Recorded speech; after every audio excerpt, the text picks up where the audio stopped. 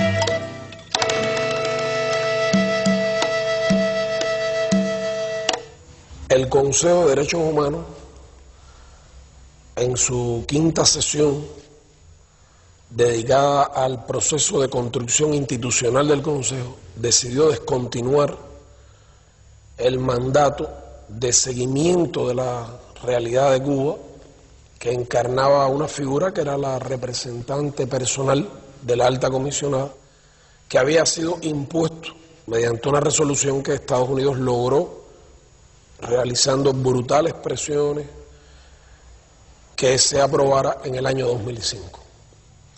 Concluía de esta manera una batalla en el terreno político diplomático en la que Cuba luchó por defender la verdad y por enfrentar esta manipulación politizada, discriminatoria, selectiva del tema de los derechos humanos contra Cuba, que duró 20 años. No, yo no estoy de acuerdo que los Estados Unidos digan que aquí no hay derechos humanos, cuando aquí se respeta la opinión y los criterios de todos los cubanos. A ellos les gusta mucho decir que aquí nos agreden, que aquí nos maltratan, que nos, vaya, que nos acaba, ¿no? Vaya usted sí. Y eso no es cierto. Los únicos violadores de derechos humanos son ellos. Empezaron con Cuba, ahora cogen a Venezuela, a Nicaragua, o sea que es un país que está dedicado a infringir lo que ellos no son capaces de hacer, reflejar en otros países. La actitud que toma Estados Unidos contra Cuba no es la mejor. Porque si Cuba fuera un país tan malo y tuviera en contra de derechos humanos, yo no andaría por la calle como ando libremente. Este es mi Cuba y siempre será mi Cuba.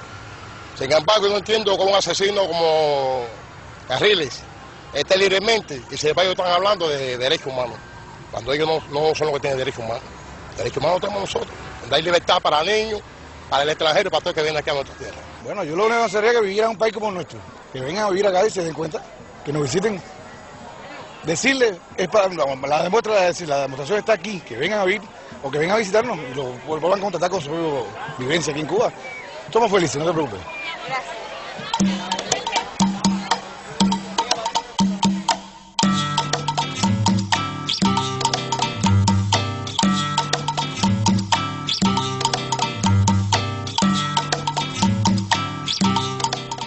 El concepto que tiene Cuba de los derechos humanos es el que está consagrado, digamos, en los instrumentos internacionales en esta materia.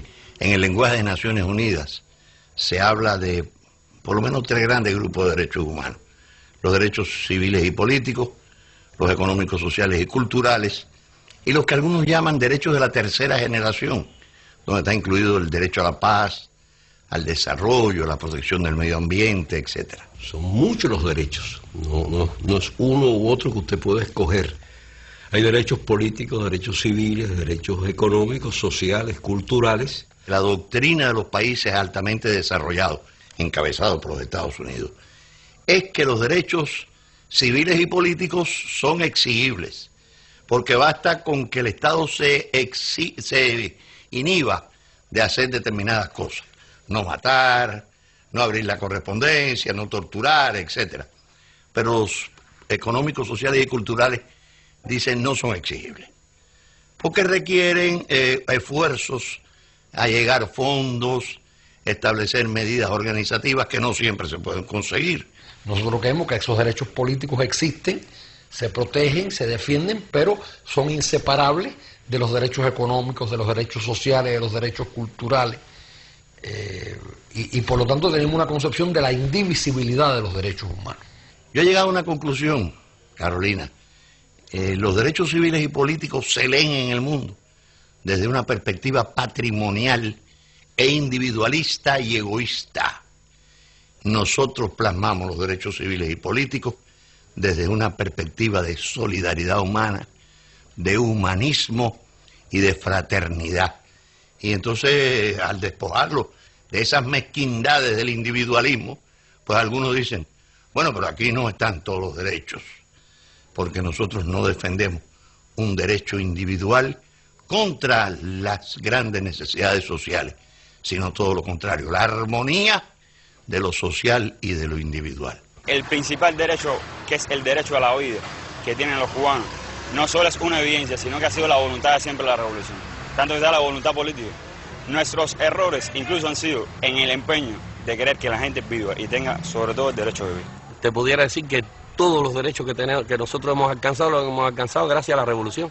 Derecho es tener derecho a ir a la escuela, tener derecho a una carrera universitaria, tener derecho a hacerme un profesional sin que mi padre tenga dinero para pagarme estudios.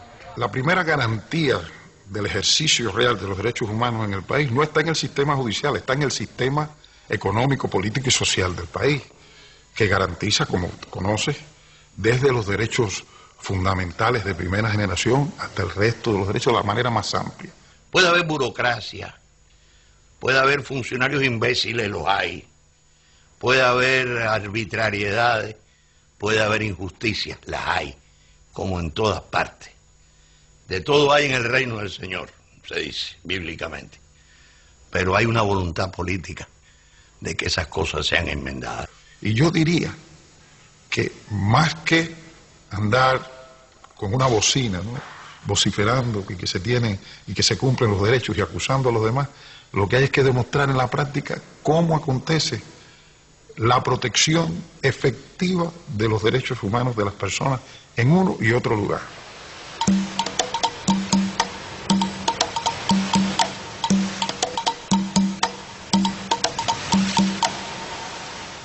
No hay escrito en ningún lugar, ni está acordado en ningún foro de Naciones Unidas cuál es el modelo de democracia. Todo lo contrario, lo que está acordado por la comunidad internacional es que cada pueblo tiene derecho a la libre determinación y a escoger su sistema político y a proveer su desarrollo económico, social y cultural. Eso es lo que ha proclamado Naciones Unidas sobre el tema. Cuba, coherente con eso, con esos principios, reconoce el derecho de otros pueblos a escoger su sistema, pero reclama para sí el mismo respeto. El Estado es el ente principal de la toma de las decisiones políticas. Está descrito en el artículo 1 de la Constitución, pero no es el único que interviene en la toma de las decisiones políticas. Hay un sistema político en el país. Ese sistema político tiene una vanguardia ideológica, una dirección política que está plasmada en el artículo 1 de la Constitución, como el Partido Comunista de Cuba.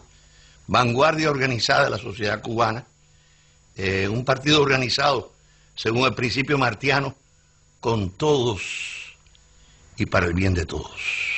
¿Qué quiere decir esto?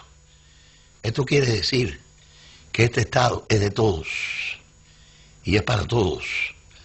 Para los que creen en el socialismo, y para los que no creen en el socialismo, para los buenos, para los malos y para los regulares, para nuestros delincuentes. Nosotros tenemos delincuentes también.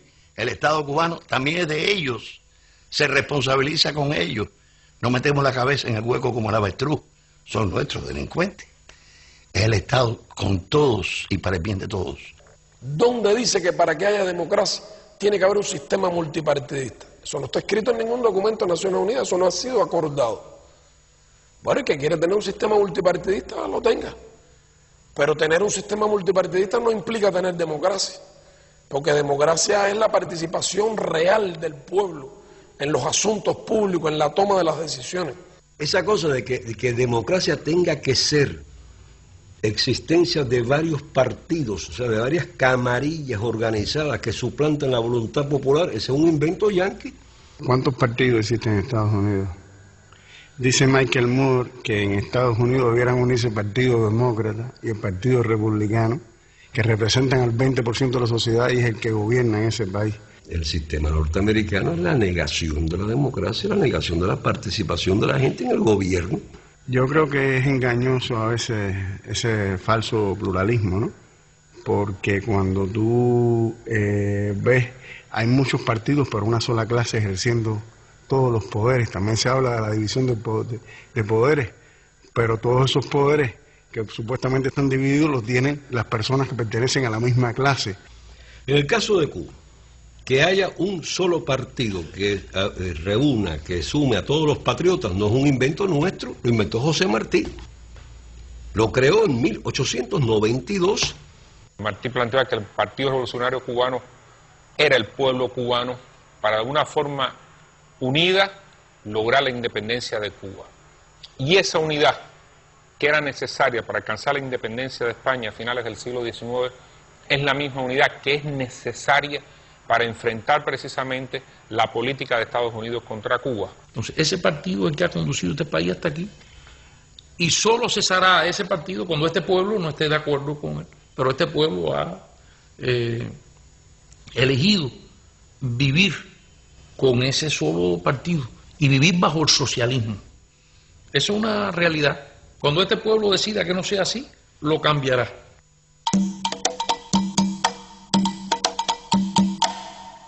Cada cual tiene derecho a tener su sistema, pero nosotros hay que respetar nuestro derecho a escoger nuestro sistema, que incluye un sistema electoral, que incluye elecciones periódicas, que incluye sufragio universal y directo, que incluye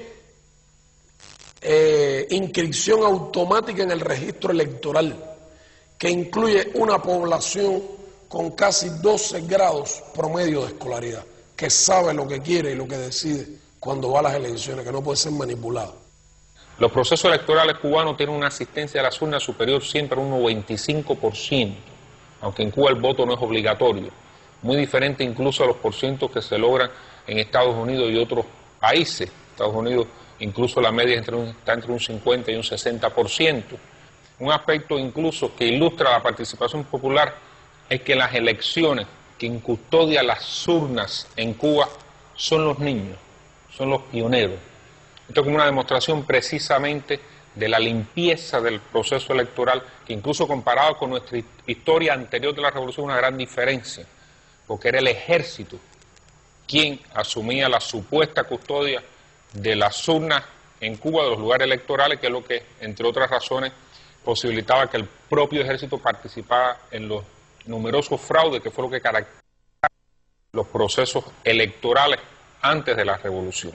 Y después un momento muy importante, el conteo de los votos es y tiene que ser público, delante de la gente que tiene derecho a participar y se le invita. Y hay que publicar ahí, igual que se publicaron antes los nombres de los electores, hay que publicar los resultados, todos los resultados.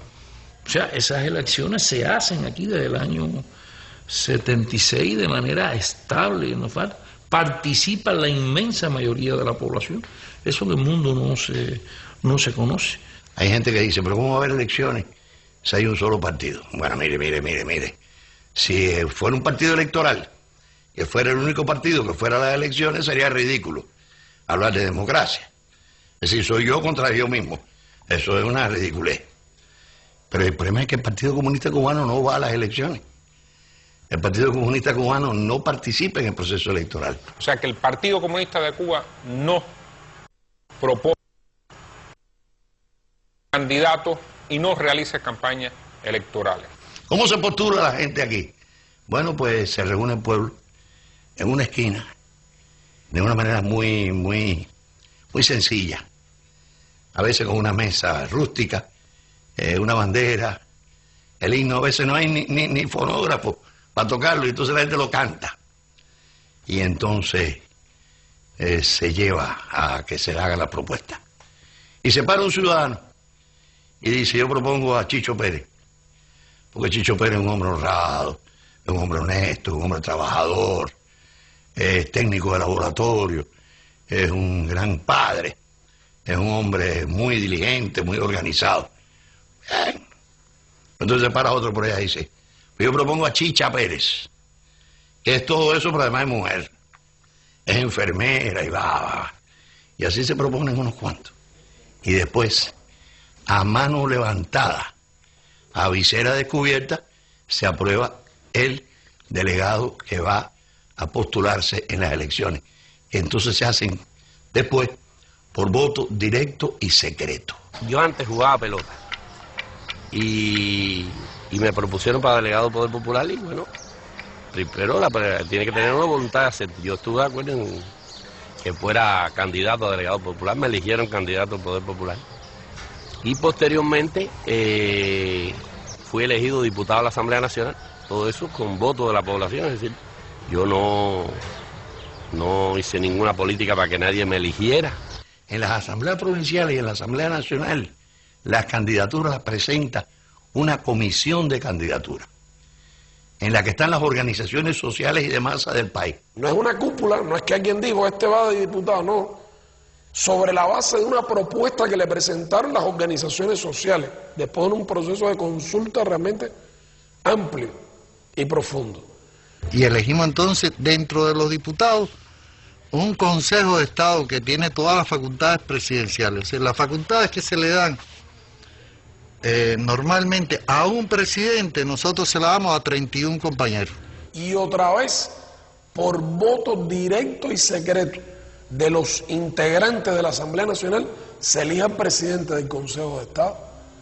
Fidel Castro es diputado. Primero, él es elegido como diputado por un distrito de Santiago de Cuba, donde ha sido candidato siempre.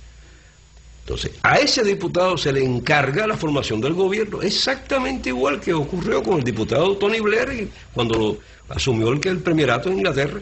Creo que tampoco estoy muy seguro que muchos gobernantes, muchos representantes, muchos parlamentarios, si en sus países aplicaran un sistema electoral como el nuestro, resultaran electos, que se tuvieran que nominar ahí en una circunscripción y después fueran a que lo nominara una asamblea municipal, y que no dependiera de la cantidad de dinero que tuvieran como candidatos para llegar a un parlamento nacional. No estoy muy seguro que resultarían electos. Si su apoyo y la cantidad de votos dependiera que lo eligieran en la circunscripción donde vive y después votaran secreto allí por él sin publicidad, ¿cuántos gobiernos se mantendrían en pie? Es preguntas que hay que hacerse, creo, y cuestionamientos que deben realmente tenerse en cuenta a la hora de juzgar a Cuba. Y yo, diputado, voy a rendir cuenta periódicamente al municipio donde me eligieron los electores.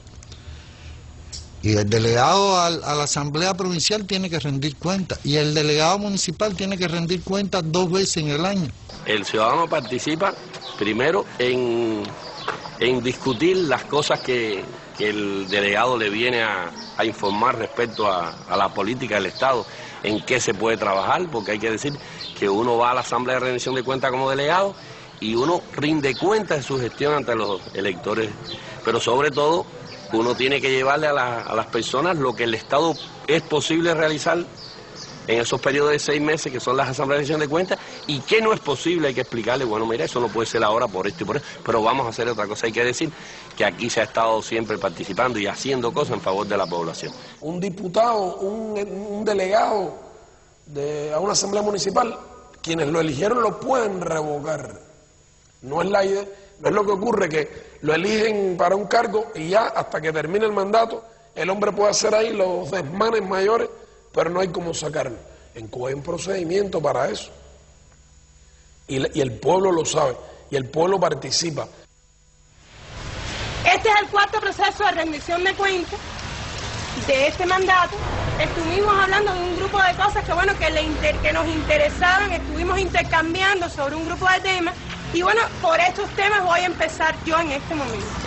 Las asambleas son a nivel de una cantidad de electores que están alrededor de 40, 60, 120. Viven en una misma área y saben los problemas que hay en el área donde ellos viven. Por tanto, ella primero cuenta todo lo que se ha hecho desde que se hizo la anterior asamblea, las cosas que se han resuelto, las que están en camino todavía, porque hay problemas que planteamos que, bueno, son de más largo plazo. Y bueno, nosotros plantear nuevamente los que estén todavía, los problemas que todavía hay y otros nuevos. Han habido algunas dificultades en algunos lugares que hemos detectado, incluso indisciplina de los trabajadores comunales. Cuando hay un problema, por ejemplo, de la empresa eléctrica, se convoca por la delegada al director de la electricidad. Tiene que venir aquí a darle una explicación o una solución al problema. O venir ya con la solución, porque a veces el planteamiento se anticipa y ella lo conoce y lo tramita. Y cuando viene a la asamblea ya prácticamente se resolvió. Hay muchos espacios donde yo puedo plantear mi criterio, y no es solo la asamblea, porque bueno, la asamblea es para el vecindario, pero en la escuela, en la universidad, hay asambleas en el comité de base de la juventud, de la Unión de Jóvenes Comunistas a la cual pertenezco, y entonces también tengo otro espacio ahí para poder hablar. Tengo un espacio en la FEU, que es la Federación Estudiantil Universitaria, a la que también pertenezco, y es otro espacio distinto de la UJC, y también puedo plantearlo. Si tú quieres hablar algo, ve para allí y no te pongas después en la esquina a hablar y a decir que hay un problema. No, tienes que ir allí, venir aquí y decirlo aquí. Y la gente viene. El espacio nunca falta. Para hablar nunca falta el espacio.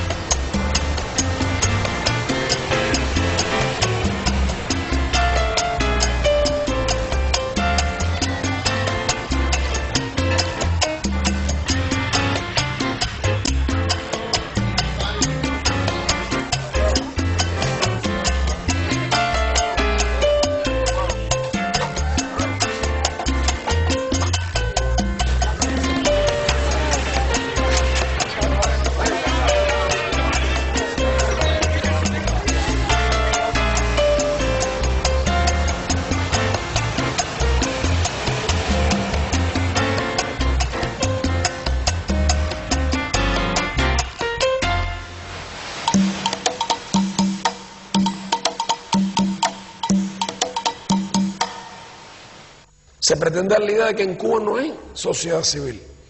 Ahora, por ejemplo, hay una sociedad civil en Cuba que integra más de 2.000 organizaciones no gubernamentales y organizaciones sociales. Algunas tienen millones de miembros.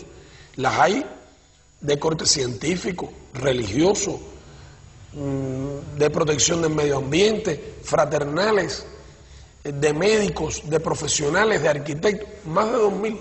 Los cubanos hemos construido una sociedad en que sistemáticamente las bases políticas de esa sociedad están participando, están cuestionando mediante organizaciones como los sindicatos, las organizaciones estudiantiles, sometiendo a crítica a los que ejercen el poder en cada uno de esos lugares. Es verdad que para hacer democracia verdadera, es decir, para hacer pluralismo político, que no es pluripartidismo, hay que tener la capacidad de oír a todos, de entender a todos, de discutir con todos. Y eso es algo que el Partido Cubano cuida y vigila, que pese a que no hay pluripartidismo, haya pluralismo político. Recientemente tuvimos un debate sobre los problemas de cultura-turismo. Si alguien piensa que ahí había una unanimidad total y que todos estábamos de acuerdo, estamos siguiendo una línea partidaria, bueno, esa es una de las razones por las cuales normalmente el enemigo se equivoca muchas veces y tira para donde no es. Tiran para donde no es porque suponen que hay como una especie de bloque monolítico, un pensamiento único establecido que tiene que ver con una disciplina partidaria, y entonces, imagínate tú, entre artistas, ahí en mi comisión está Cacho, uno de los grandes pintores cubanos, lo más iconoclasta que se puede uno imaginar, lo menos parecido a una persona que sería capaz de seguir una disciplina partidaria. Silvio Rodríguez, miembro del Parlamento, igual, una persona de una tremenda capacidad intelectual, de una claridad de pensamiento y una persona amorosísima. Tampoco militante del partido. Bueno, imagínate cuando se reúnen todos estos artistas con compañeros que atienden el área cultural, digamos, del turismo. Los encontronazos son tremendos. Las personas, los artistas, los intelectuales dentro del conglomerado del país tienen sus derechos, crean, escriben, polemizan, discrepan. Yo creo que además es muy saludable que una sociedad haya opiniones discrepantes. Yo no creo en la unanimidad. Yo creo que es saludable en cualquier colectivo humano que hayan diferentes puntos de vista y que con respeto y sobre una base constructiva puedan discutir para llegar a una alternativa mejor. Es decir, hay mucha gente con muchos pensamientos, incluso de variaciones dentro de nuestra sociedad, incluso dentro de nuestro socialismo. El primero es Fidel.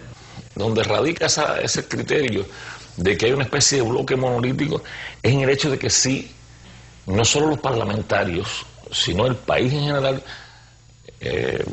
una mayoría aplastante de la población siente que no va a volver al pasado y que no sería justo volver al pasado y no quiere volver al pasado, lo cual no quiere decir que tengan que estar de acuerdo con todo lo que está pasando ahora y que piense que el futuro, todo el mundo piensa que el futuro va por la misma canalita.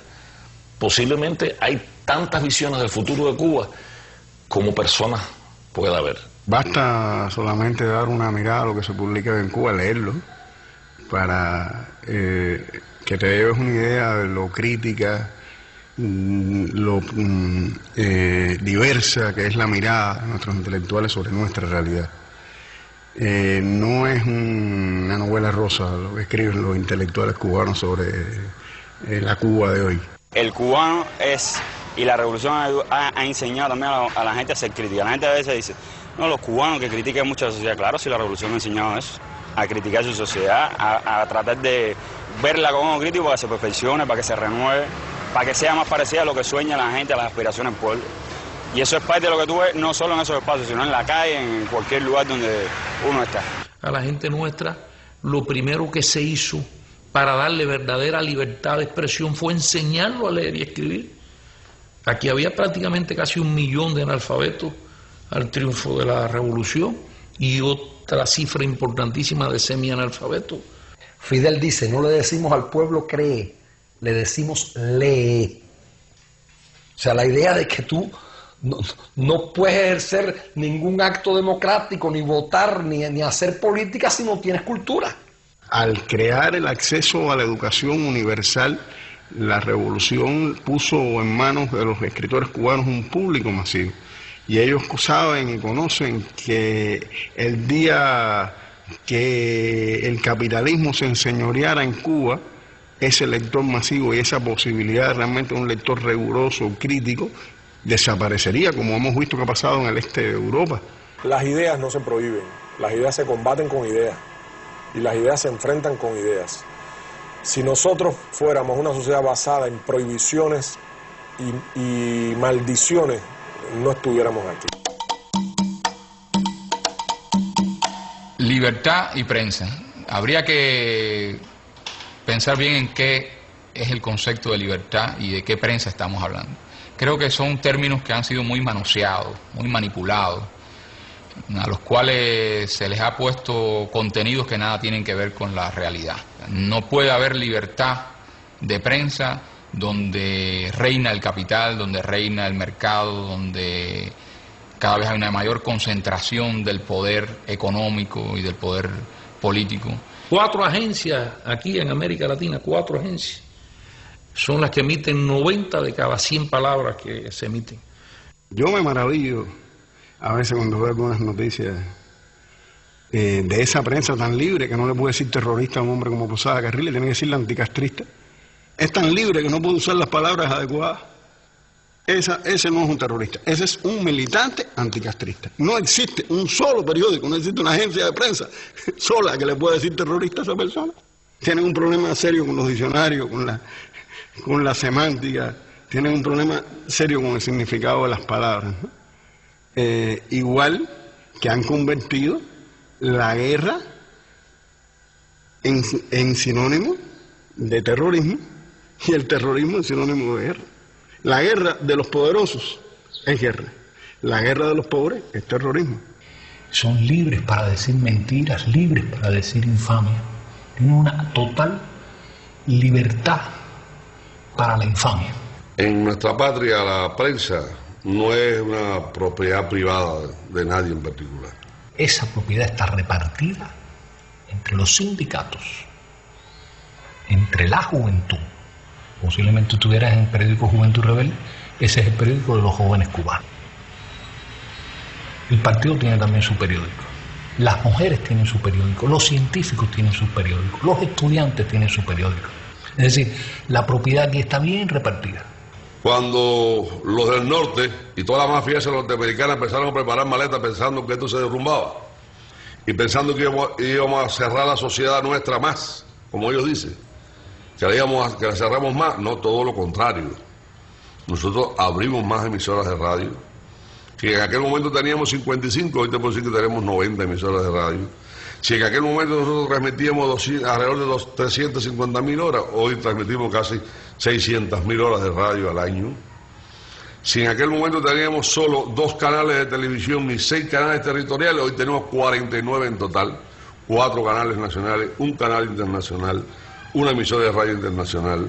Y en toda la provincia, que tenemos 14 y un municipio especial, hay un canal de televisión. Y ahora estamos desarrollando los telecentros a nivel, o sea, los canales a nivel de municipios.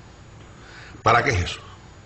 Para limitar la libertad de expresión, para limitar la libertad de prensa. No es para ampliar la libertad de expresión, es para llegarla a las grandes masas, para que tengan la posibilidad de expresarse en la radio y en la televisión.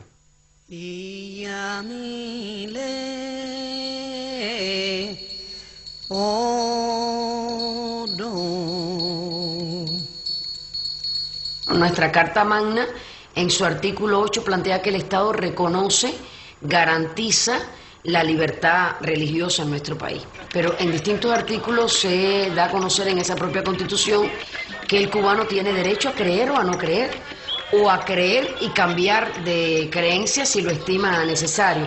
Y quizás lo único que se pide es que este culto, esta creencia se manifieste en el marco del cumplimiento de la ley.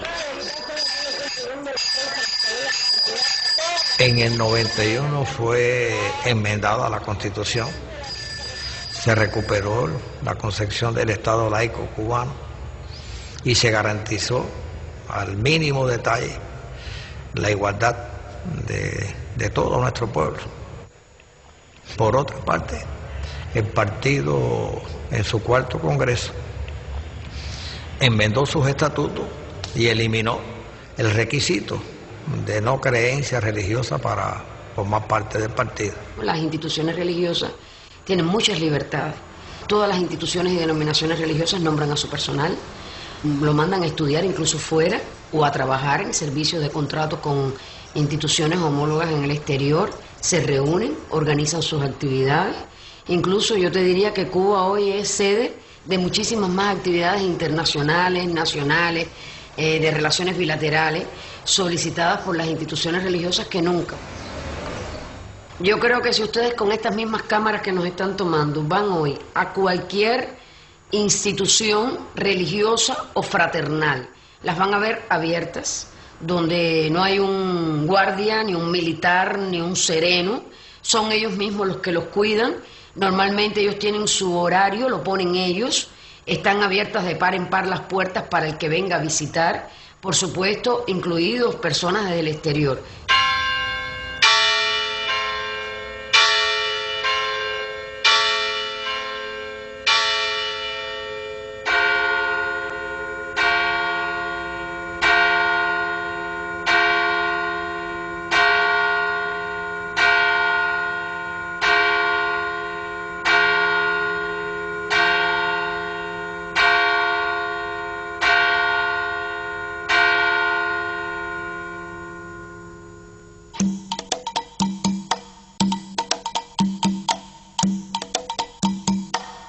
Estados Unidos también convirtió el tema migratorio en un terreno para la batalla contra Cuba, contra la revolución cubana.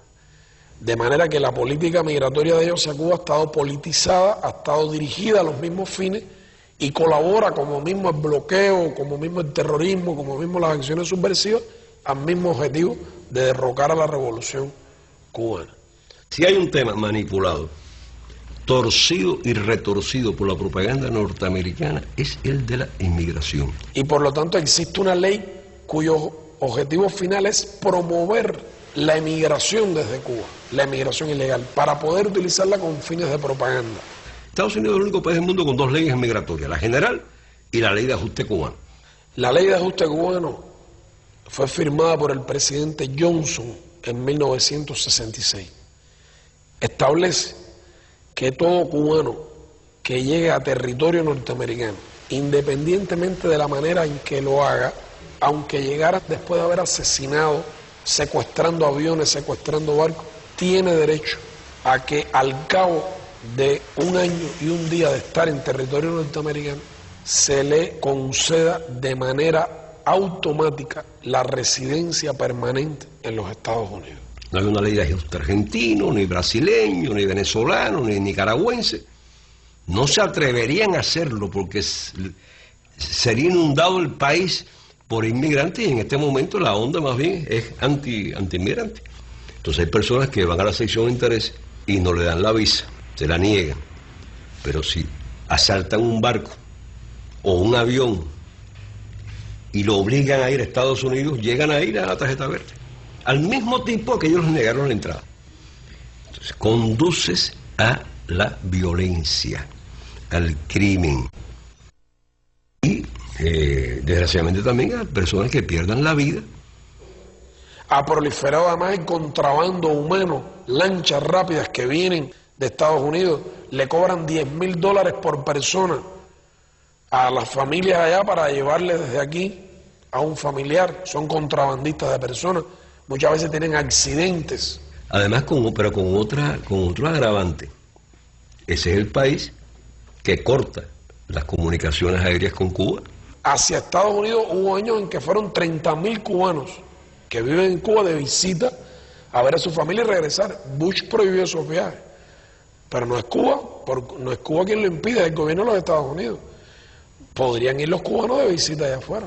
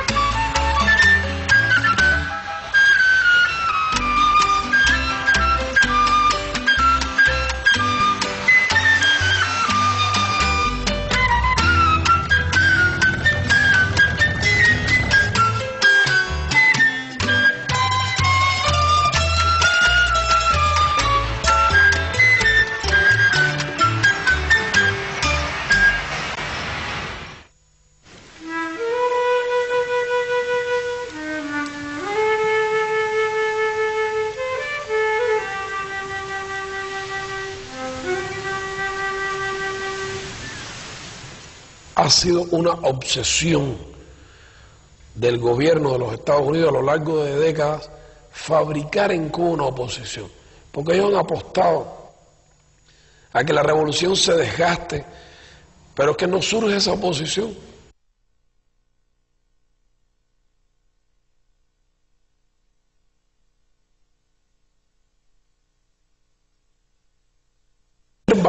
No ha cometido esos errores que le hubieran hecho perder el apoyo del pueblo, por un lado.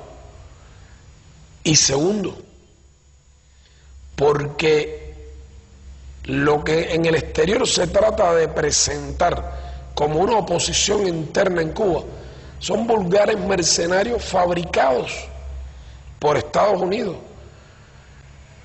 que no tienen en Cuba ninguna autoridad, porque todo el mundo sabe que reciben el dinero de los Estados Unidos. En cualquier país del mundo, lo primero que te va a pedir cualquier electorado, cualquier masa que quiera confiar en tu programa político, es que tú tengas confianza en las fuerzas nacionales, que tengas confianza en tu patria y que tengas confianza en su historia. Si tú estás asalariadamente al servicio de una potencia extranjera, que además es hostil a tu pueblo y que es la causante de sufrimientos sin fin, entonces es una posición éticamente muy reprobable.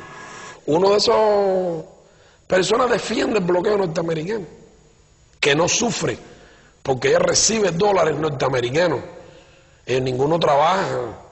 ¿Tú quieres ser periodista? No hagas una carrera, no te quemes las pestañas estudiando, etcétera. Ponte a conspirar contra Cuba y dices que eres periodista, ya, te da un título de periodista. Casi todos son periodistas, intelectuales, artistas, que no es verdad. Dentro del plan de desestabilización de Bush para Cuba hay $2 millones para el programa de bibliotecas independientes en Cuba. Por lo tanto, esto es público y notorio. Como no pudieron reclutar para la campaña bibliotecarios de carne y hueso, crearon bibliotecarios virtuales para venderle al mundo la estafa de que estamos en presencia de una especie de bibliotecarios disidentes o enemigos de la revolución cubana. Falso. ¿Qué es una biblioteca independiente? Su casa. Casa que en este país se respeta. Es decir, mientras usted no comete un delito dentro de su casa, haga lo que quiera. Y esa persona dice que eso es una biblioteca independiente, le ponen nombres tan peculiares a su biblioteca independiente como Laura Bush, la mujer de Bush, que es bibliotecaria. Pero lo interesante es ver la mentalidad cipaya de ponerle a su iniciativa, entre comillas, ponerle el nombre de Laura Bush, la esposa del emperador, una persona tan desprestigiada en este momento y un genocida que, si queremos hablar de biblioteca, es quien pasará a la historia como el Atila bárbaro que quemó la Biblioteca Nacional de Irak, con 1 millón de volúmenes, entre ellos los originales de Las Mil y Una Noches. Y estas personas le han confesado a bibliotecarios norteamericanos, a importantes funcionarios de organizaciones internacionales de bibliotecarios que han estado en Cuba y que visitan estos lugares libremente, como cualquier persona, le han confesado cuánto cobran mensualmente por esto. ¿Quién paga? El gobierno norteamericano. A través de sus enviados, a través de la Oficina de Intereses. ¿Quién envía los libros? De la misma manera. La sección de intereses norteamericana en La Habana es el Estado Mayor desde el cual se dirige a estos títeres, a la contrarrevolución interna, a estos grupos que ellos mismos han creado y financian. El gobierno de los Estados Unidos dedica cuantiosos recursos a la subversión contra Cuba. Este dinero no es solo el que se aprueba en el Congreso y aparece en el presupuesto, también están los recursos que utilizan los servicios especiales, la Agencia Central de Inteligencia, que no aparece claramente explicado en el presupuesto nacional. Ese dinero, como regla, se le entrega a organizaciones contrarrevolucionarias de origen cubano que están en Miami. Estos son los que mandan el dinero a Cuba, con gente que viaja o son entregados también utilizando las facilidades de embajadas aquí, personas que van y vienen. Son como unas mulas, lo que llaman mulas para llevar y traer droga, pero en vez de droga traen dinero y lo reparten aquí. Muchas veces no son cubanos, son ciudadanos también de otros países y abastecen de esta manera los grupos. Se usa la valija de la sección de intereses norteamericana, violando la Convención de Viena sobre las relaciones diplomáticas y consulares, violando la ley, en vez de traer ahí en la valija diplomática materiales que tengan que ver con el trabajo diplomático, lo que traen es medios materiales para abastecer a toda esta gente. A cada rato hay un evento, hay alguna actividad en Europa. Les gusta mucho Praga, digamos, con el apoyo de algunos checos. Es una especie de turismo político asociado a la idea de debatir sobre Cuba, pagado con dinero norteamericano. Es una forma de, por supuesto, de hacer la campaña contra Cuba, que no solamente es la creación de esa oposición interna dentro de Cuba, sino también denigrar, calumniar a la revolución cubana en todo el mundo, etc. Marionetas, títeres digitados por el dinero y el poder norteamericano. ¿Tú crees que de esa manera van a tener en Cuba legitimidad, apoyo? ¿Tú crees que este pueblo, que ha luchado 150 años por su independencia, que ha estado dispuesto a resistir aquí, es un pueblo que para liderarlo hay que ir dándole el ejemplo en la punta de la vanguardia? ¿Tú crees que van a creer los cuentos de Camino, el discurso pro norteamericano?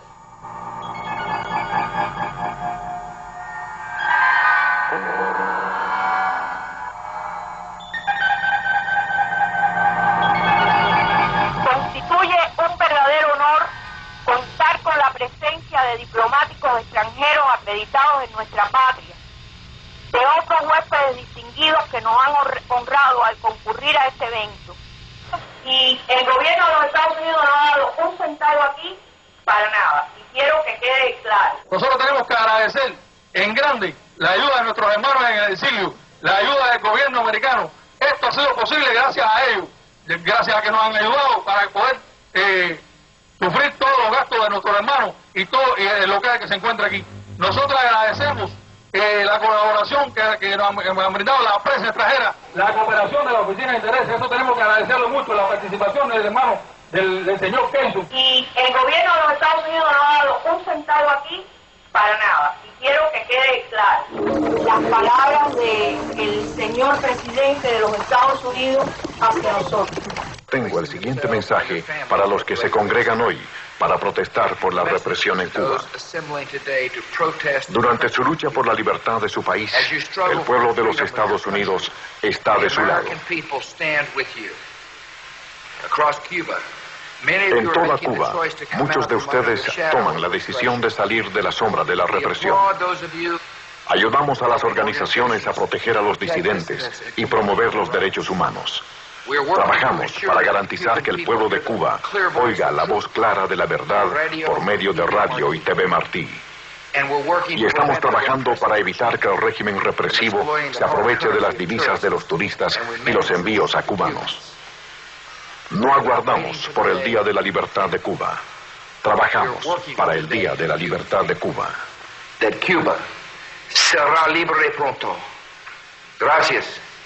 Y que Dios los bendiga.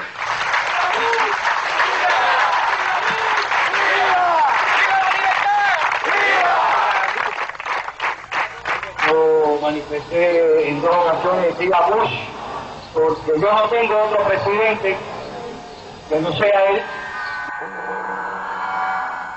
No hay en Cuba nadie en prisión por haber dicho una opinión distinta e incluso contraria al gobierno o a las ideas de la revolución.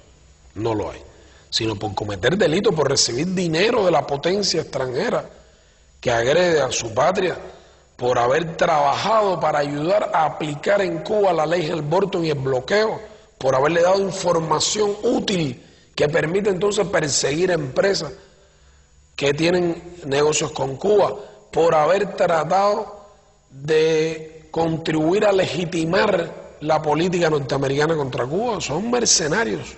Es que algunos países, a mí me causan asombro, pero ¿cómo tú me dices a mí que le preocupa que en Cuba sea una figura delictiva y se sancione a alguien por estar a la paga de una potencia extranjera? ¿Eso es un delito en Estados Unidos? Eso en cualquier país del mundo es traición, alta traición, traición terrible, traición a la patria, pero traición a un país.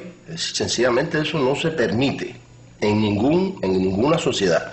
Eso está penalizado fuertemente en Estados Unidos. Entonces, lo que él no admite, él quiere que tú lo admitas, y si tú no lo admites, eres violador de los derechos humanos.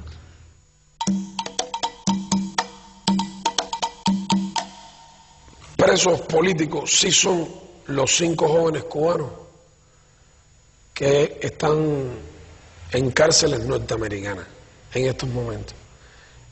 Estos sí son presos políticos, acusados injustamente, condenados en juicios sin ninguna garantía y sometidos a tratos inhumanos y degradantes en las cárceles donde hoy cumplen sus condenas. El caso de los 5 es un caso en el que el sistema judicial de los Estados Unidos está siendo utilizado para encauzar una razón política. Ellos no han trabajado como los otros para una potencia extranjera. Ellos, de hecho, no cometieron los delitos para los cuales se les acusa. Y el hecho es que ellos nunca tocaron a nadie, ni tocaron un bien, ni lastimaron a una persona, o sea, simplemente se dedicaban a informar. Sacrificaron sus vidas y las de sus familias para tratar de contribuir a que nuestro pueblo pudiera tener la información que permitiera evitar, prevenir y protegernos de los actos de terrorismo que de manera continua y creciente durante más de 4 décadas se lanzaron desde Estados Unidos, muchas veces con la tolerancia, el financiamiento y la organización del gobierno de los Estados Unidos, y otras veces con su apoyo directo. Los 5 tuvieron en sus manos la libertad, lo que la renunciaron. Porque para salir en libertad lo que tenían que hacer era hacer un acuerdo con el gobierno de los Estados Unidos. Y lo que tenían que decir era que ellos estaban en los Estados Unidos conspirando contra los Estados Unidos. Y eso no es verdad. Lo que pasa es que si ellos claudicaban y firmaban el acuerdo, se convertían en lanzas en vez de en escudos. Ellos se fueron para allá de escudos, no de lanzas. Y entonces, la culpabilidad de ellos, ese reconocimiento falso, iba a implicar un disparo contra Cuba. Porque entonces Cuba era un país interesado en conspirar contra los Estados Unidos. Cuba es una amenaza para los Estados Unidos. Después de eso ya todo el mundo sabe lo que viene. Se les condena y se les mantiene en prisión para castigar nuestra resistencia. Es la prueba de la impotencia del imperio, que no ha podido ponernos de rodillas y se ceba en el sufrimiento de ellos, sometiéndolos a esta cruel e injusta prisión. En las 5 familias se han violado ocasionalmente, en cada una de ellas, los derechos de todos como familia, y por eso también siempre estamos denunciando en toda tribuna posible, en toda organización, dentro y fuera de nuestro país, organizaciones internacionales, para que den a conocer que no solamente se encuentran 5 personas que han luchado contra el terrorismo en la cárcel, condenados 3 de ellos a pasar la vida en prisión, sino que también se ha utilizado a la familia desde el primer día. Estaban condenados de antemano, porque les hicieron el juicio en Miami, el único lugar del mundo donde no tenían una mínima garantía, porque su juicio fue un show mediático, un circo, para complacer a esos grupos de extrema derecha que habían llevado a la presidencia a George Bush cuando orquestaron aquel fraude en Miami que hizo posible que fuera elegido por la diferencia de un voto como presidente de los Estados Unidos por la Corte Suprema, por unos jueces que su padre era quien había nombrado. Esa es la realidad.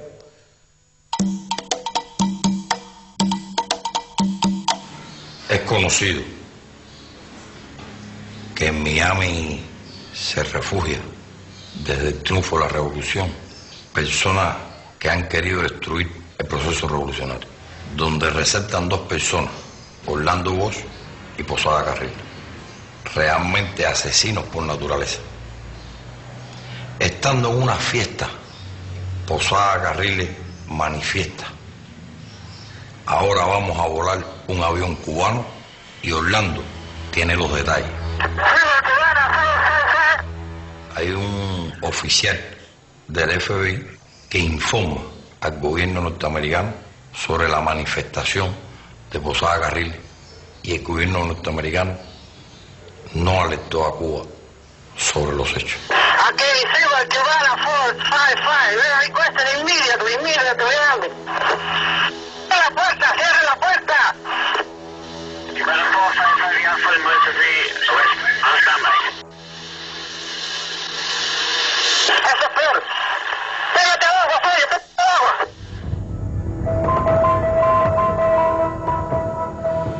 Mataron a mi padre, pero quedaron 3 hijos. Mataron a mi padre, pero quedan 8 nietos. Yo hoy le dijera al gobierno norteamericano que no perdiera más su tiempo, porque no vamos a ceder ni un tantico así en esta revolución.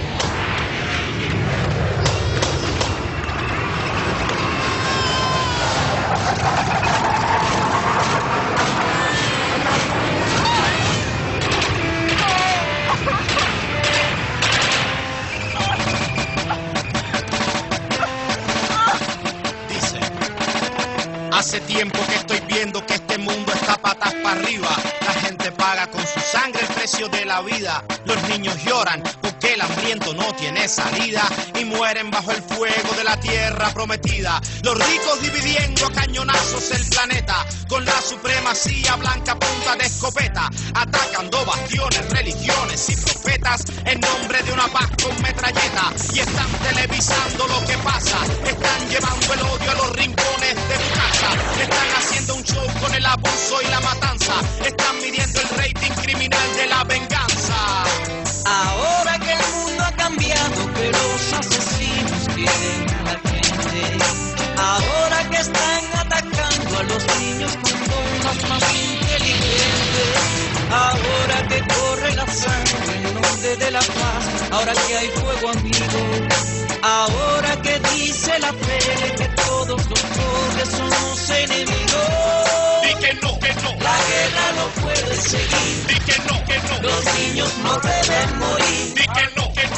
No la guerra, hermano, juntando nuestras manos, soñemos con el porvenir. Yo pensé que era Nintendo aquello que yo estaba viendo en la pantalla de mi panda. La gente estaba muriendo, vi un indigente llorando y un presidente mintiendo. La guerra comenzando, vi par de bombas cayendo, continentes protestando, policías reprimiendo, la bolsa tambaleando y el petróleo va subiendo. Vi un terrorista gozando y 5 jóvenes sufriendo. Todo un pueblo luchando, pero otro pueblo muriendo. Vi los ojos de aquel niño que las tropas han matado por estar en el momento y el lugar equivocado. Di que no, y ponte en 3 y 2 con toda esa gente que quieren llenar el tanque sacrificando a inocentes. Di que no, porque el chamaco tuyo puede ser el que salió en primera plana esta mañana muerto de bala. Di que no, la guerra no puede seguir. Di que no, que no. Los niños no deben morir. Di que no, que no. No la guerra, hermano, juntando nuestras manos, soñemos con el porvenir. Di que no, que no. Di que no, que no.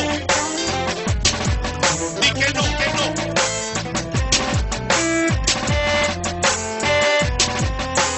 No, no, no, no.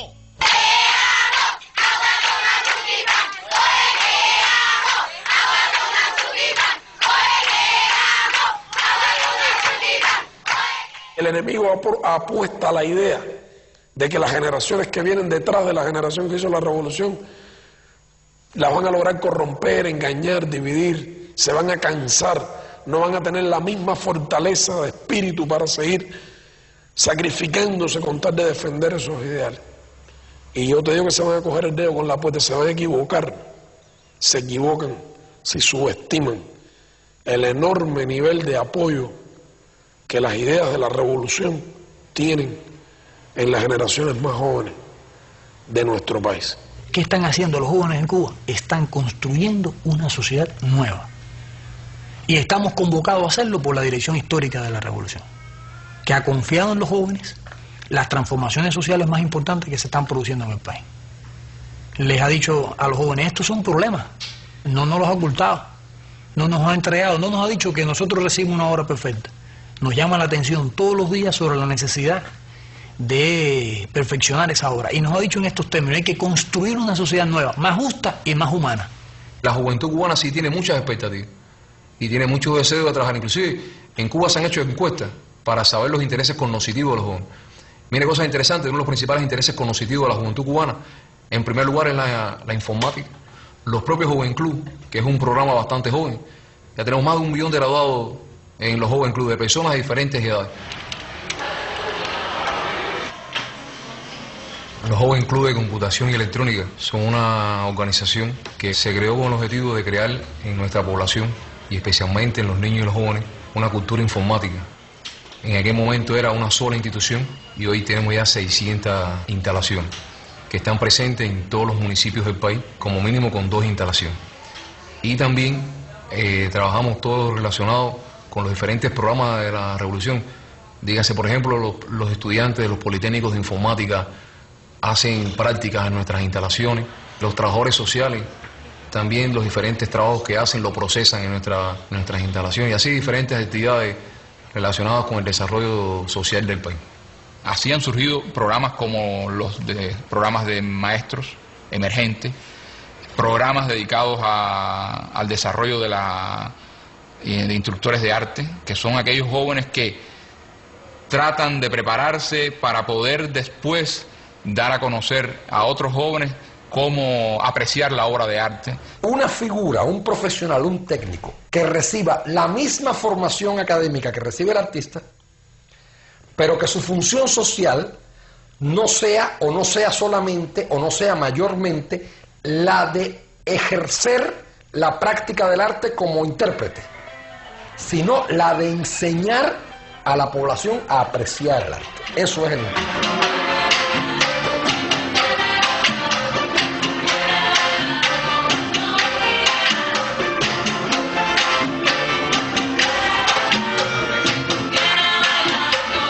Hay 15 escuelas de instructores, una en cada provincia, una en la Isla de la Juventud. Es el mismo concepto, en cualquier lugar se puedan formar. Las 15 escuelas de instructores tienen una matrícula de 16.000 estudiantes. Se están graduando 4.000 instructores por año. O sea, se garantiza, y cada vez más, el libre o relativamente fácil acceso a los bienes, un amplio acceso a los servicios y sobre todo un acceso masivo al conocimiento, a la apreciación. Y de esas mismas, pudiéramos decir, bases, parte entonces el acceso a la práctica artística, de manera que cada persona tenga la oportunidad.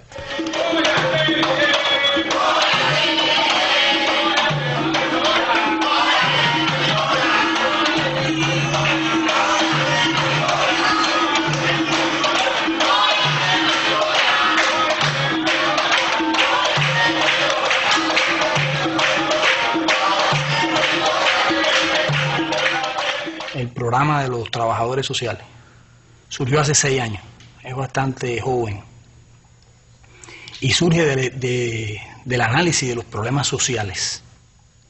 En 6 años se han formado ya casi 42.000 trabajadores sociales.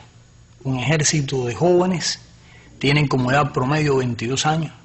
A la vez de realizar tareas del trabajo social propiamente, se superan, estudian una carrera universitaria, la que ellos escogen, y están presentes hoy en las prisiones, en los barrios, atendiendo diversas problemáticas sociales.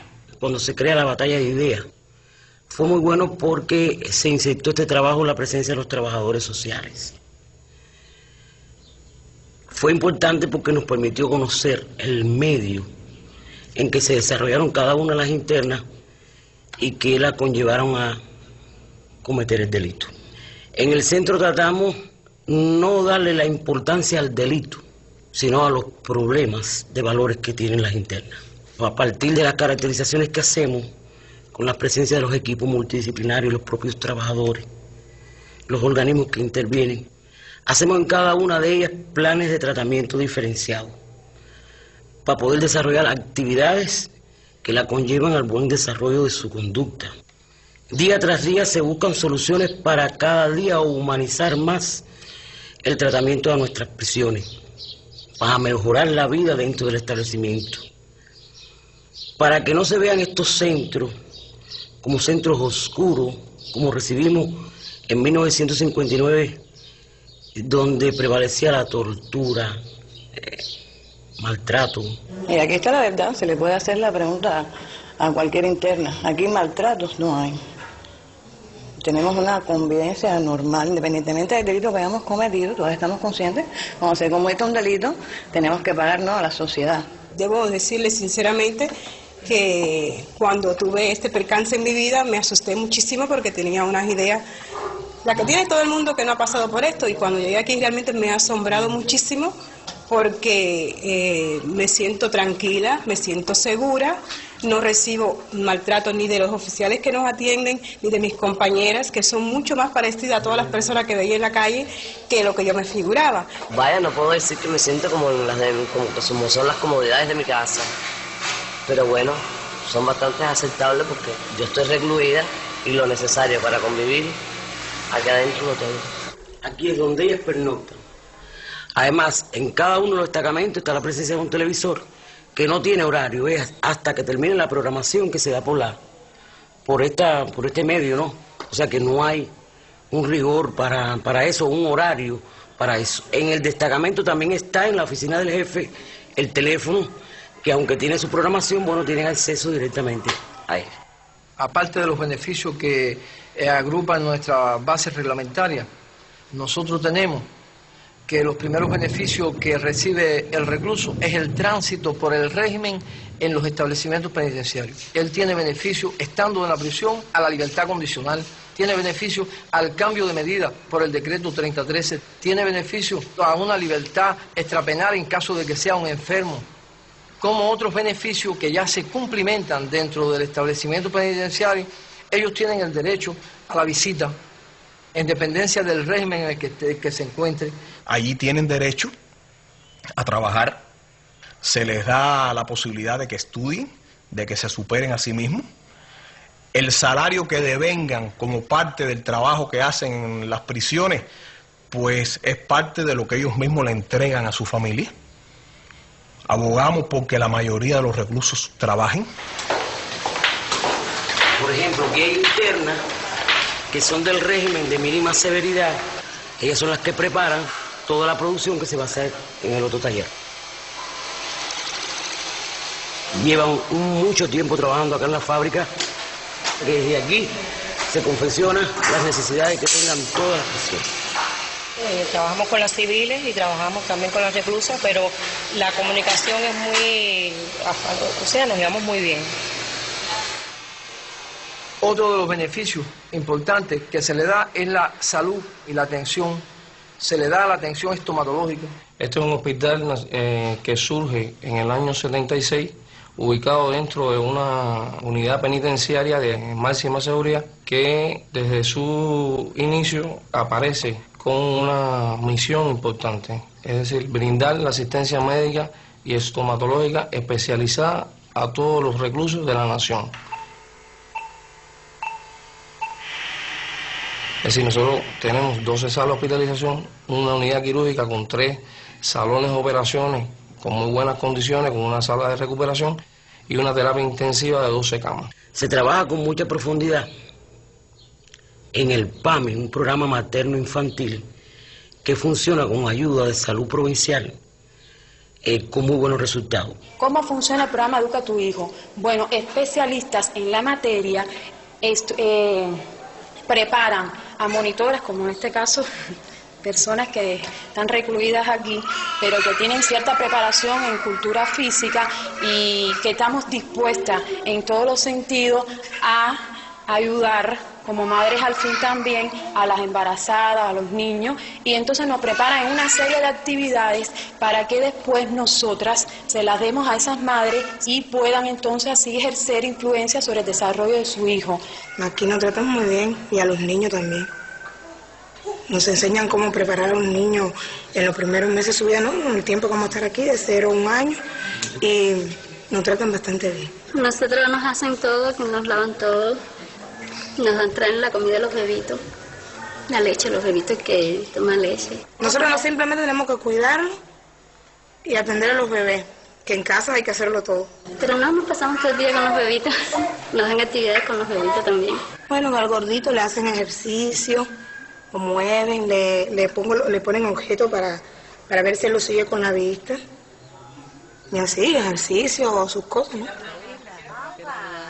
Cada 15 días tienen su consulta con la doctora, lo atienden muy bien, están pendientes si tiene un catarrito, si tiene cualquier cosa. Con los niños no tenemos quejas de ningún tipo.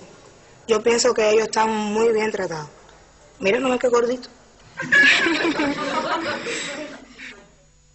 Cuando se estudia por dentro quiénes van a parar las prisiones y vemos como la causa fundamental es los problemas sociales, las desigualdades, que falla la educación. Y entonces nos hemos planteado en serio ese asunto. Y para que sean universidades realmente, donde se aprenda, donde se eduque. El Ministerio de Educación tiene una escuela en nuestro centro, una escuela que se llama Batalla de Ideas, y tiene 12 profesores que hacen vida aquí constante, diario, como un trabajador más civil de educación. En el empeño de convertir este establecimiento en una verdadera escuela, nosotros, los trabajadores de educación, luego prestamos un servicio especializado en el sentido de que la aspiración de que se transforme el estudiante aquí en todas sus potencialidades se haga realidad. Hemos tenido en nuestro centro mujeres analfabetas que han logrado elevar su nivel en nuestro centro, y esto nos ha servido de mucho porque nos unimos. No vemos el centro separado de la sociedad, sino que tiene que ir avanzando igual que la sociedad. Lo otro que bueno que estamos haciendo hoy como parte de la universidad es la formación de enfermeros reclusos emergentes. Es decir, le damos la posibilidad a los reclusos que en el tiempo que van a estar recluidos, darle la posibilidad de que estén 2 años con nosotros haciendo la especialidad. Una primera especialidad que se hace en 1 año, en el término de 1 año salen como enfermeros básicos y en un segundo año terminan como enfermeros técnicos. Es decir, se le da esa posibilidad y son reclusos que después al final tienen la posibilidad de incorporarse al sistema de salud pública cubano. Mis experiencias dentro de este curso de enfermería son grandes, son positivas, ya que he tenido la oportunidad, en primer lugar, de aprovechar mi tiempo dentro del estado en que me encuentro recluido. Nuestro país, en vez de separarnos, de alejarnos de la sociedad, nos prepara, nos educa para reinsertarnos en la sociedad ya educados. Se rescata al hombre, aquel que a lo mejor un día no tenía un título, hoy tiene la posibilidad de tenerlo, pero no solamente de tener un título y ponerlo en la pared de la casa, sino de ejercer una profesión, de terminar este curso, de lograr mi libertad de la mejor manera, pero también ir a trabajar a un hospital.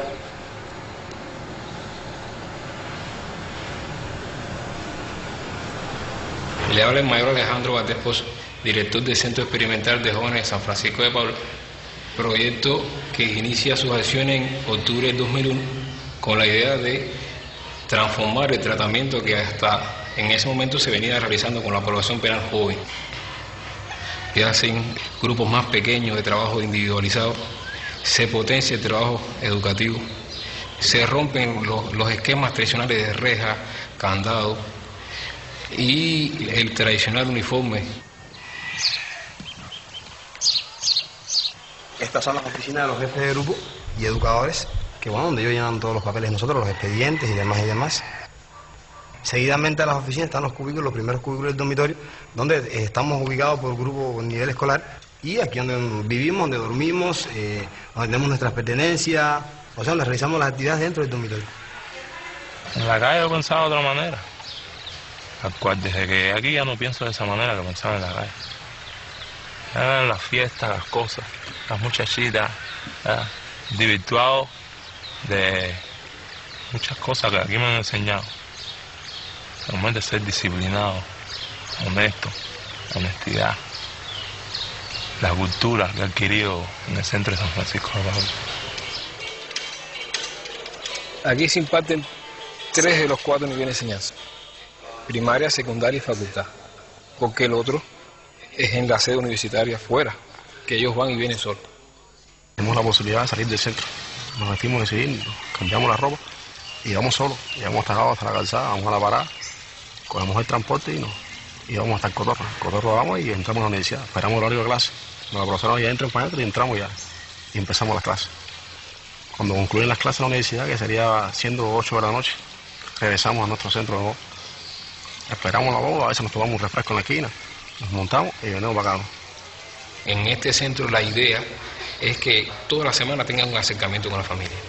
Y nos preocupamos y nos ocupamos de aquella familia que no venga a visitar, el por qué no vino a visitar. Hasta para una actividad se citan a los padres, las madres, algunas madres cogemos y nos llamamos, oye, vamos a comunicarnos, que hay trabajo voluntario, vamos a comunicarnos para la fiesta del 31 de diciembre, para todo, lo mismo para todos se cuentan con los padres.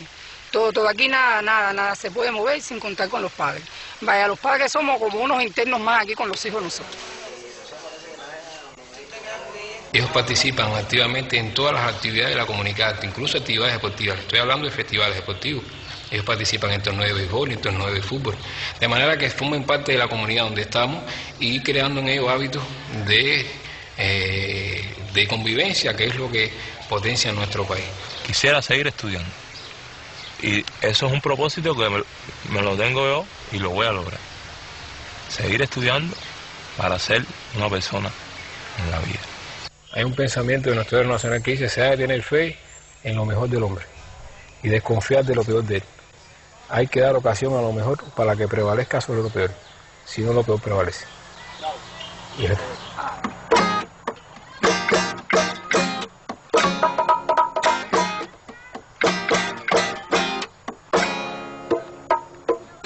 Quien dijo que es una utopía volver a empezar.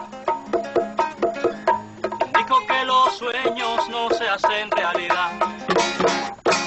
Hay quien habla de cambios, pero no de verdad. Y yo sé de un lugar para cambiar, para soñar. Esto es San Francisco, una nueva escuela, echando para adelante con la batalla de ideas. Fidel es nuestro guía, echando nuestra trinchera. Llevo un minuto en la punta de mi bandera. Nadie podrá detener esta escuela de hombres nuevos, creada por Fidel. Nadie podrá detener esta escuela de hombres nuevos, creada por Fidel. Y voy ganando la partida, mientras la historia se descorre de mi piel. Y voy construyendo otra vida sobre el cimiento y las ideas de Fidel,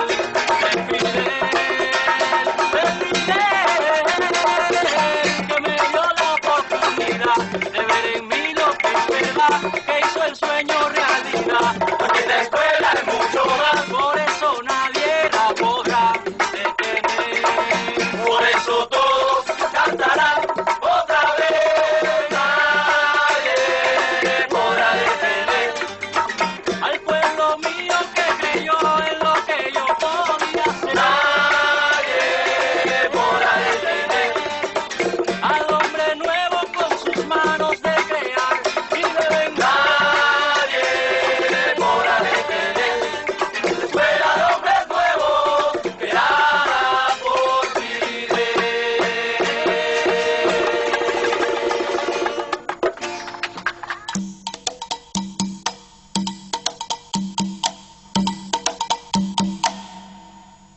Cuba cuenta con un plan de acción nacional para la atención a las personas con discapacidad.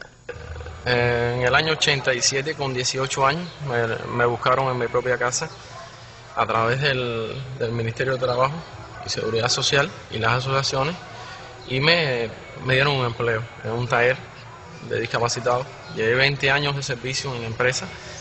Actualmente estoy en el grupo de dirección de actividades en la Casa de Cultura. Es decir, trabajo con los grupos de aficionados, trabajo con la música. Estoy estudiando en la CUJAE, un curso de teatro. Es decir, me han posibilitado todo el estudio, toda mi incorporación plena, mi salario, el trato como uno más de la sociedad, que eso es para mí es sagrado. Yo soy discapacitada, tengo la retinosis pigmentaria y un glaucoma muy severo, por lo cual me vi obligada a dejar de trabajar, y el Estado cubano me asignó una pensión de la cual satisface mis necesidades básicas como tal. Me llamo José Manuel Pérez López, director de la Escuela Especial que atiende a niños ciegos de baja visión Abel Santa María Cuadrado. En la escuela trabajan un total de 62 especialistas, donde se les ofrece todo este tipo de servicios, o sea, atención psicológica, logopédica, la asistencia de un médico pediatra, de un médico en oftalmología. Se le da atención por especialistas en orientación y movilidad, por especialistas en rehabilitación visual, además de también algunas otras especialidades como en el caso de la educación física, deporte, educación musical, computación, o sea que complementan toda la formación integral que requiere cualquier tipo de persona, pero mucho más estos niños con deficiencias visuales. Lo ayudan a uno a ver el problema de una manera diferente, de todo lo que ellos pueden lograr, de que ellos pueden aprender a leer y escribir, a hacer algo en un futuro, a valerse por sí mismos. Y bueno, me orientaron mucho y eso es fundamental para los padres.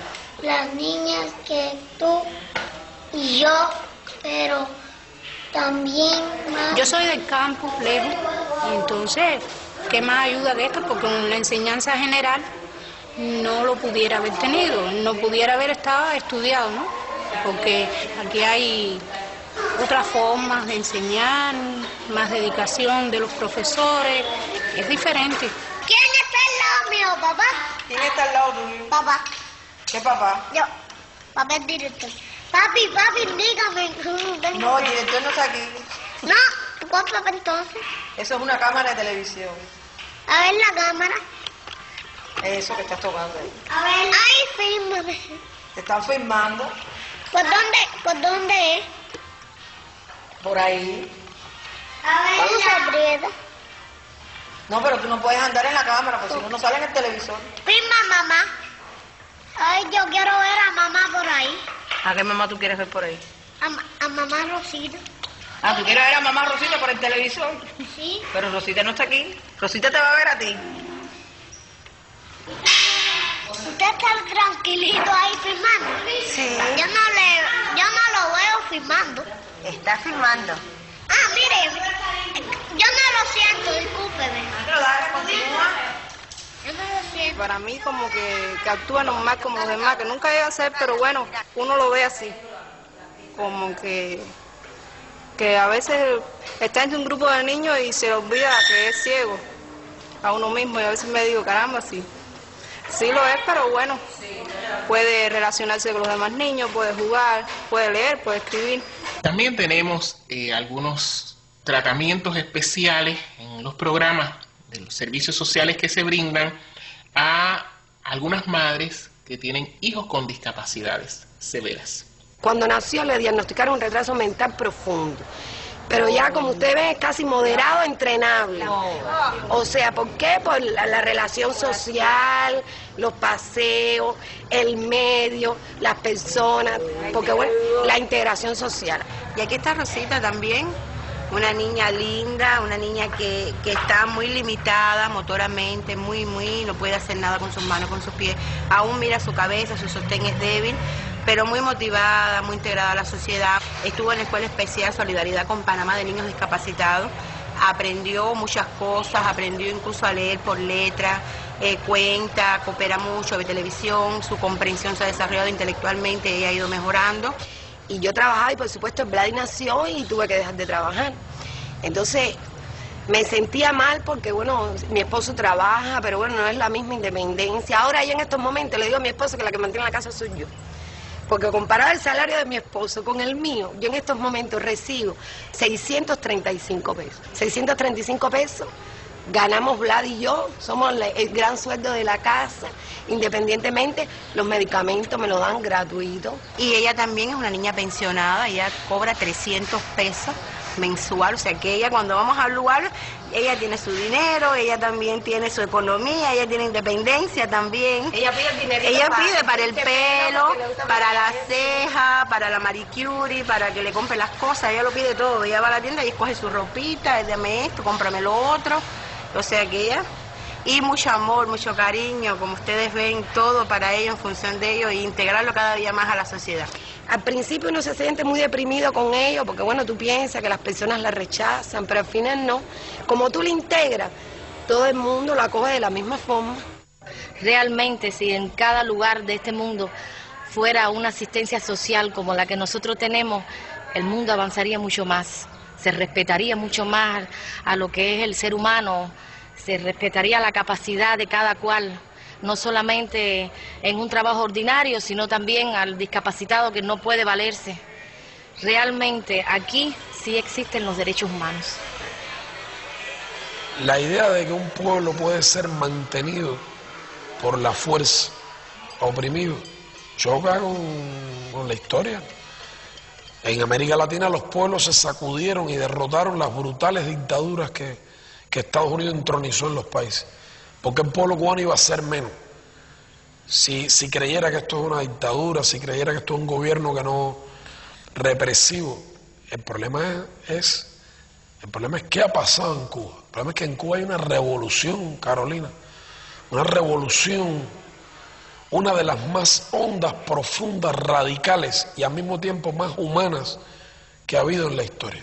¿Qué es lo que ha pasado realmente? Que se han encontrado con un pueblo francamente heroico, de acero, indomable, porque le han impuesto el genocidio, han tratado de liquidarlo, hacerlo sufrir, matarlo de hambre, etcétera, etcétera.